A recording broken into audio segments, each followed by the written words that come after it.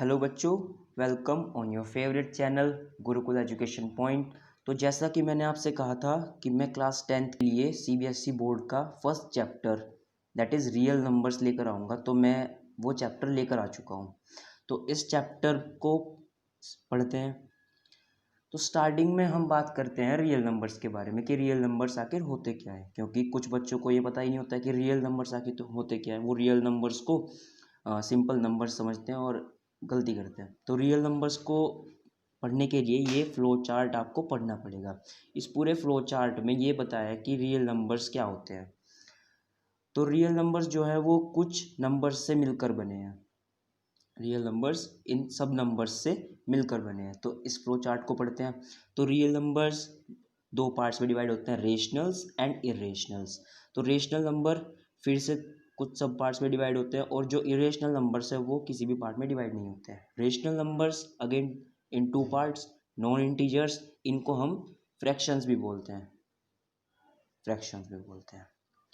और जो इंटीजर्स होते हैं वो अलग नंबर्स होते हैं। फिर इंटीजर्स दोबारा से टू सब पार्ट्स में डिवाइड होते हैं, नेगेटिव नंबर्स और होल नंबर्स। नेगेटिव नंबर्स को हम नेगेटिव इंटीजर्स भी बोलते हैं और जेड माइनस, ये छोटा सा माइनस, इससे डिनोट करते हैं।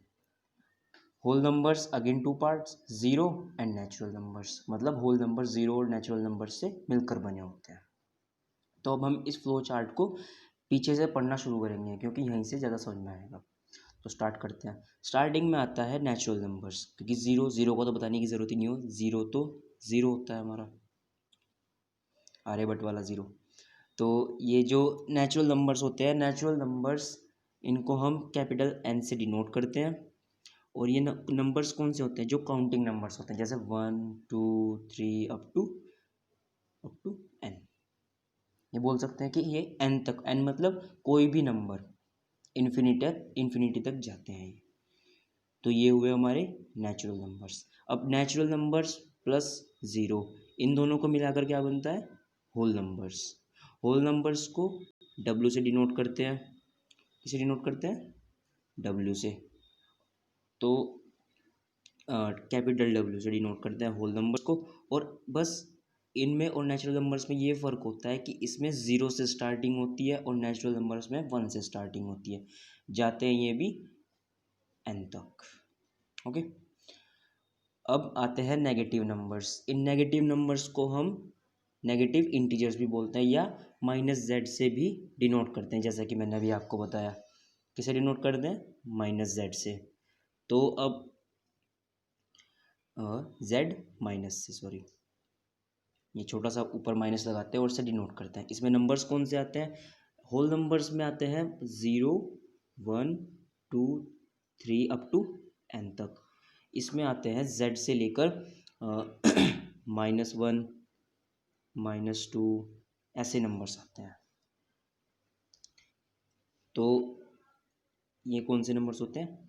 -1 -2 अप टू -n। मतलब ये पॉजिटिव एन तक जाते हैं, ये नेगेटिव एन तक जाते हैं। ओके, अब हम बात करेंगे अब इसके जो नेगेटिव इंटीजर्स और होल नंबर्स, इनसे मिलकर बनते हैं इंटीजर्स। इंटीजर्स कौन से नंबर होते हैं? इंटीजर्स होते हैं वो वाले नंबर्स, इनको इंटीजर जेड से डिनोट करते हैं। और इसमें कौन कौन से नंबर आते हैं? एक तो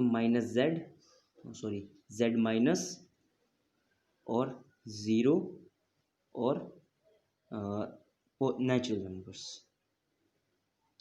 कई सारे बच्चे क्या करते हैं, ज़ीरो को भी पॉजिटिव नंबर्स में ऐड कर देते हैं। ये बात ध्यान रखनी है कि ज़ीरो जो है वो ना तो पॉजिटिव है और ना ही नेगेटिव है। ज़ीरो ना तो पॉजिटिव है और ना ही नेगेटिव है। तो इंटीजर्स कौन कौन से होते हैं? इंटीजर्स को पहली बार जेड से डिनोट करते हैं। और जेड से डिनोट करने के बाद इसमें नंबर्स जो आते हैं वो आते हैं जेड माइनस, यानी कि नेगेटिव इंटीजर्स। होल नंबर में कौन से होते हैं? ज़ीरो और पॉजिटिव नेचुरल नंबर्स तो पॉजिटिव होते हैं, मतलब नेगेटिव नंबर, ज़ीरो और पॉजिटिव नंबर्स, इन सबको मिलाकर क्या बनता है? इंटीजर्स, और जेड से डिनोट करते हैं। ओके। अब इंटीजर्स के बाद जो आता है वो इंटीजर्स के बाद आता है नॉन इंटीजर रेशनल नंबर्स। इसका क्या मतलब होता है? ये होते हैं फ्रैक्शंस। फ्रैक्शंस क्या होता है? किसी भी चीज़ का पार्ट जैसे कोई सर्कल है, इसके 4 पार्ट्स हैं, तो इसमें से एक पार्ट, इसे क्या लिखेंगे, इसे लिखेंगे, मतलब इसे जिस भी टर्म से लिखा जाएगा वो क्या होगा, फ्रैक्शन। ओके, इसका फ्रैक्शन मतलब अगर हम इस पार्ट के बारे में बात करेंगे तो ये होगा 1/4, 4 में से एक पार्ट, तो ये क्या हुआ, फ्रैक्शंस, ये होते हैं फ्रैक्शन। अब फ्रैक्शंस और इंटीजर्स को मिलाकर बनते हैं रेशनल नंबर्स। दूसरी अगर तुम्हें बताऊं तो रेशनल नंबर्स क्या होते हैं, रेशनल नंबर्स को पहली बात तो क्यू से डिनोट करते हैं, और ये जो नंबर्स होते कैपिटल क्यू से डिनोट करते हैं, और ये नंबर्स को अगर मैथमेटिकल टर्म में बोलूँ तो ये वो नंबर्स होते हैं जिनको हम P अपॉन क्यू की फॉर्म में लिख सकते हैं, where Q is not equal to 0। Okay, rational numbers कौन से नंबर्स होते हैं जिनको हम P अपॉन क्यू की फॉर्म में लिख सकते हैं, where Q is not equal to 0, मतलब इसका जो डिनोमिनेटर है वो 0 नहीं होगा। ये होते हैं रेशनल नंबर्स। अब इरेशनल नंबर्स सिंपल बात है, जिनको हम P अपॉन क्यू की फॉर्म में नहीं लिख सकते। रेशनल जिनको P अपॉन क्यू में लिख सकते हैं, इरेशनल जिनको नहीं लिख सकते वो इरेशनल हो गए। ओके, इरेशनल नंबर अगर मैं बताऊं तो इरेशनल नंबर्स होते हैं जैसे √-3, या आप +3 लिख दो, √3, √2, ये वाले नंबर्स कौन से होते हैं, इरेशनल नंबर्स। ओके, और इन सब नंबर्स को मिलाकर क्या बनता है हमारा, इन सब नंबर्स को टोटल मिलाकर हमारा बनता है रियल नंबर्स। तो ये चैप्टर है रियल नंबर, जो मैंने बताया कि ये सब नंबर्स रियल नंबर किन किन पार्ट्स में डिवाइड होता है या किन से मिलकर बना होता है, इन सब से मिलकर बना होता है ये। तो ये हुआ रियल नंबर के बारे में बात। अब जो नेक्स्ट बात है वो हम करेंगे, अब रियल नंबर जो हमें क्लास 10th में जो पढ़ना है अब हम वो पढ़ेंगे।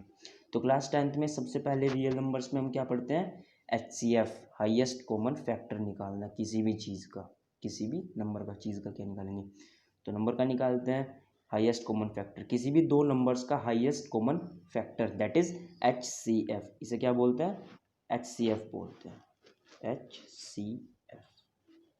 ओके, तो HCF यानी कि हाईएस्ट कॉमन फैक्टर द, तो अगर डेफिनेशन के हिसाब से बोलें तो the highest common factor of 2 और मोर पॉजिटिव इंटीजर्स, मतलब किसी भी दो या दो से ज़्यादा इंटीजर्स का जो HCF होगा, हाईएस्ट कॉमन फैक्टर होगा, is the largest positive integer, वो बड़े से बड़ा पॉजिटिव इंटीजर, यानी कि मतलब वो उनका जो फैक्टर, तो मतलब पूरा ही पढ़ लेते पहले, largest positive integer that divide the given positive number completely, मतलब जो HCF होगा किसी भी दो से ज़्यादा पॉजिटिव इंटीजर्स का, वो सबसे बड़ा इंटीजर होगा जो उन दोनों नंबर को कंप्लीटली डिवाइड करते।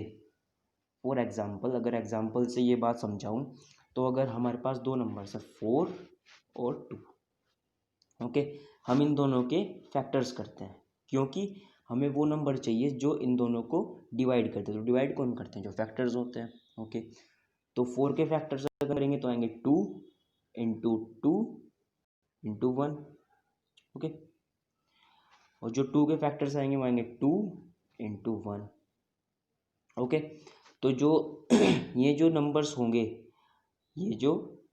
होंगे मतलब जो फैक्टर करके हमारे पास आए, इनमें सबसे बड़ा जो कॉमन नंबर होगा, इनमें कॉमन नंबर क्या है 2, और कॉमन नंबर क्या है 1। तो जो HCF आया 2 और 4 का, वो क्या आया, HCF क्या आया 2 इंटू 1, दैट इज 2। तो यानी कि हाईएस्ट कॉमन फैक्टर 2 और 4 का क्या हुआ, 2 हुआ। तो ऐसे इसको फाइंड करते हैं। तो अगर दोबारा से बताऊं तो HCF किसी भी दो या दो से ज़्यादा पॉजिटिव इंटीजर का वो लार्जेस्ट पॉजिटिव इंटीजर होगा जो इन दोनों नंबर्स को, या दो से ज़्यादा जितने भी नंबर्स हमने लिए हैं उनको डिवाइड करते हैं। ओके, तो ये क्या हुआ, ये हुआ 2, इनका 2 और 4 का HCF। ओके, तो अब नेक्स्ट स्लाइड पे मूव करते हैं, वो है लीस्ट कॉमन मल्टीपल या LCM, LC और M। ओके, तो लीस्ट कॉमन मल्टीपल बोलते हैं एलसीएम। इसकी अगर डेफिनेशन की बात करूं तो definition, the LCM of two or more positive integers, यानी कि दो या दो से ज़्यादा पॉजिटिव इंटीजर्स का एलसीएम, वो is the smallest positive integer, वो छोटे से छोटा positive integer that is divisible by each given positive numbers completely. मतलब एलसीएम किसी भी दो या दो से ज़्यादा पॉजिटिव इंटीजर्स का वो छोटे से छोटा नंबर होगा जो इन दोनों नंबर से कंप्लीटली डिविजिबल हो जाए। ओके, तो पहली बात क्या है, मल्टीपल है। तो मल्टीपल को कैसे फाइंड करेंगे? मल्टीपल को फाइंड करने का मतलब एलसीएम जो है वो मल्टीपल है, तो मल्टीपल को फाइंड करने का तरीका वही प्राइम फैक्टराइजेशन वाला, सबसे आसान मेथड होता है। तो जैसे अगर हमारे पास दो नंबर हैं, सिक्स नहीं 2 और 3 लेते हैं, तो इन दोनों के अगर हम प्राइम फैक्टर्स करें, इन दोनों के अगर प्राइम फैक्टर्स करें तो 2 का प्राइम फैक्टर्स क्या होगा, 2 इंटू 1, 3 का क्या होगा, 3 इंटू 1। ओके, तो अब हमें निकालना है वो बड़े से बड़ा नंबर, सॉरी छोटे से छोटा नंबर निकालना है जो इनसे डिवाइड हो जाए। अब कोई ऐसा नंबर जो 2 से भी डिवाइड होता है और 3 से भी डिवाइड होता है और दोनों का मल्टीपल भी हो, वो नंबर कौन सा होगा, 6। निकालते कैसे हैं, निकालते ऐसे हैं जैसे तो 2 इंटू 1, इसका 3 इंटू 1, तो 2 और 3 का एलसीएम निकालना है। तो क्या करेंगे, जो एक बार आया है, मतलब जो एक बार लिखा है प्राइम फैक्टर्स में उसे एक बार लिखेंगे। तो 2 एक बार था, 2 लिख दिया, इंटू जो एक 3 गया, फिर 3 एक बार है, और 1 दोनों में एक एक बार है, तो 1 लिख देंगे। तो ये क्या हुआ, ये इसका एलसीएम आया इनको मल्टीप्लाई करके, दैट इज 6। तो सबसे छोटा नंबर वो होगा, 2 और 3 की अगर बात करें तो सबसे छोटा नंबर होगा 6 जो इन दोनों से डिविजिबल होगा। तो 6 क्या है, इनका एलसीएम है। ओके, तो अगर एक बार और बताऊं तो एक बार और देखते हैं एलसीएम के बारे में।